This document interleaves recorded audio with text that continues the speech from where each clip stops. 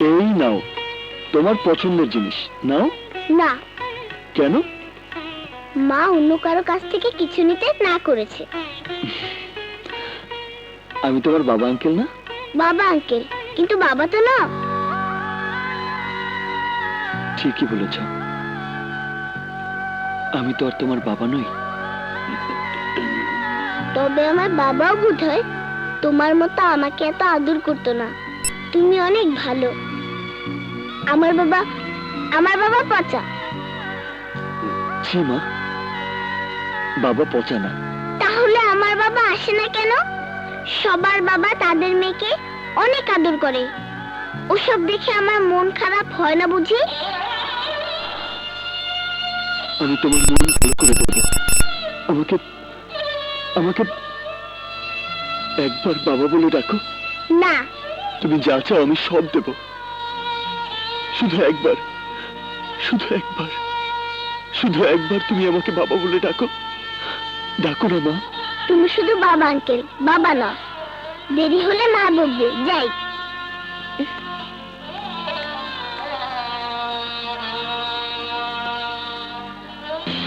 আরে এই যে হেই মাইয়া না, কাজল মা ডাকে। আমার রাজার লোক মজমা মারতে আছে। ঘটনার মধ্যে তো প্যাস মনে হইতে আছে। তো প্যাসটা পোক্ত করিয়া লাগাই দিতে হইবে। যাই, জাগা মতো খবরটা দিয়ে যাই। হ্যাঁ,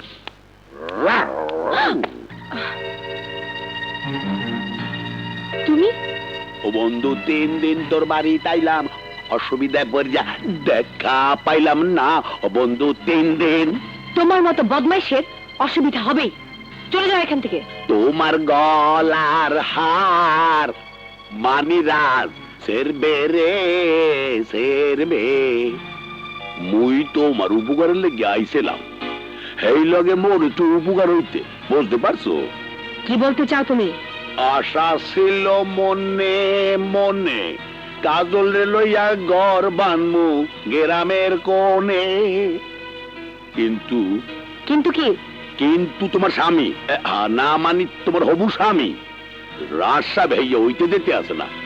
কাজলের পুরানা সেই ভালোবাসা উতলাইয়া উঠছে। আবার আমার মাইয়া দিগিরে রাজের পিছে লেলাইয়া দিস।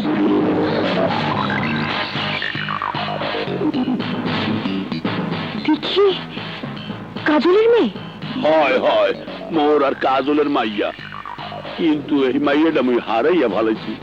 এখন সারাক্ষণ তোমার স্বামী আমার কাজলের লগে। সি সি সি, ও মুখে কওয়া যাইবে না। এখন সারাদিন আড়ার মতো লাগিয়ে থাকে। আমার কাজলকে তুমি ফিরিয়ে দাও, আমার কাজলকে তুমি ফিরিয়ে দাও, তোমার রাজেরে তুমি ফিরাইয়া নাও, তোমার রাজেরে ফিরাইয়া নাও। কাজলের বাসার ঠিকানা কি?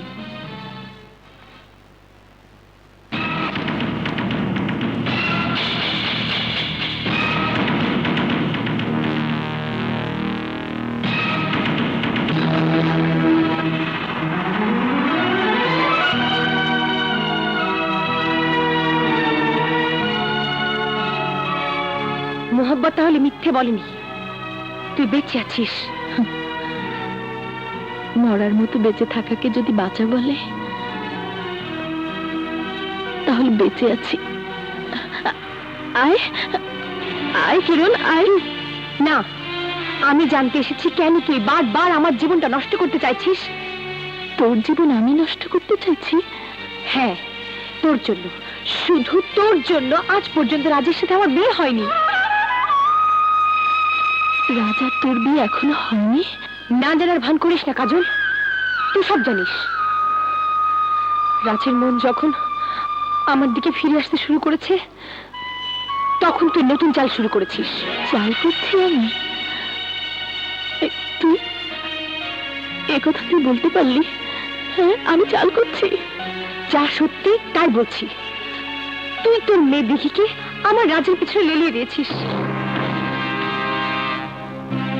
তুই ভালো করে জানিস রাজ তোকে কোনোদিন ক্ষমা করবে না। তাই দিঘির জাল ফেলে বাবা আঙ্কেল বলিয়ে বলিয়ে তুই রাজকে হাত করতে চাইছিস। না কিরণ, না। দেখি কাকে বাবা আঙ্কেল ডাকে। আমি তার কিচ্ছু জানি না।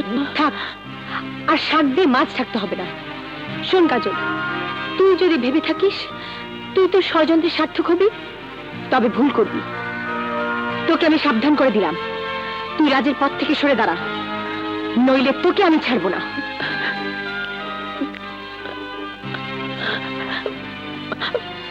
বোনের বাসা থেকে তুই কিছু খেয়ে যাবি না? বোন যখন শত্রু হয়ে যায় তখন তার বাড়িতে কোনো কিছু মুখে দেওয়া আর জেনে শুনে বিষ পান করা একই কথা। কিরণ,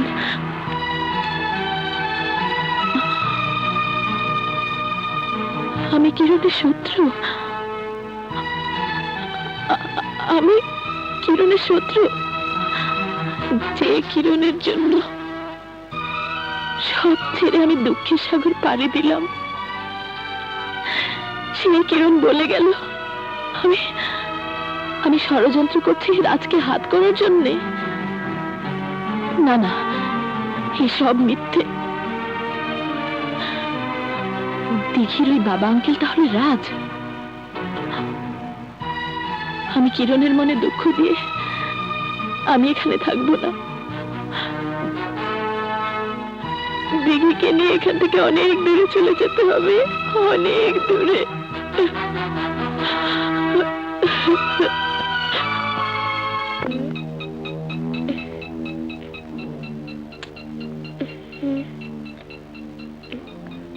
এই তো পেয়েছি।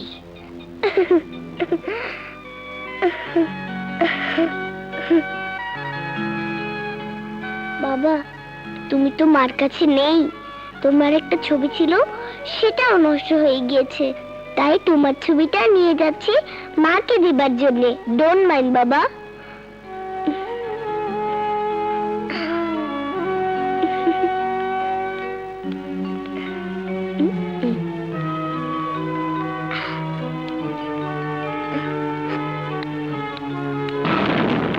ইয়াল্লাহ,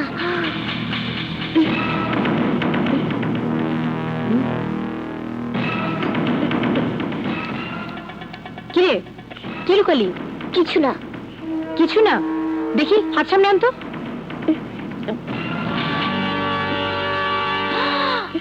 ছবি সহ ফ্রেমটা চুরি করে কোথায় নিয়ে যাচ্ছিলি? কিরে, কথা বলছিস না কেন? দে। না না, ছবিটা নিয়ে না, ওটা আমাকে দিয়ে দাও। ছাড় ছাড় ছাড়ো, ছাড়। ছাড়ো বলছি। এই, কি হয়েছে?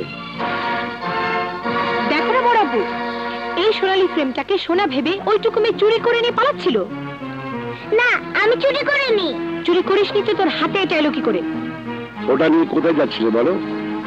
বলবে কি, একটা চোরের মেয়ে? না, আমি চোরের মেয়ে না। 100 বার তুই চোরের মেয়ে। এসব এসব কি বলছিস তুই? ঠিকই বলছি বড়াব্বু, তুমি শুনলে অবাক হবে। এই মেয়ের এই বাড়িতে আসা, এই ফ্রেম চুরি করা, তোমাকে লুচি তরকারি খাওয়ানো, সব একটা ষড়যন্ত্র অংশ। চালাকি করে আমাদের সর্বনাশ করার জন্য ও এই বাড়িতে ঢুকেছে। কিরণ,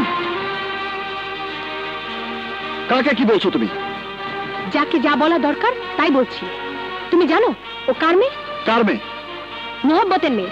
না, না, তুই অস্বীকার করতে পারিস তোর মা কাজল না? বল, কাজল তোর মা না? হ্যাঁ, আমার মা।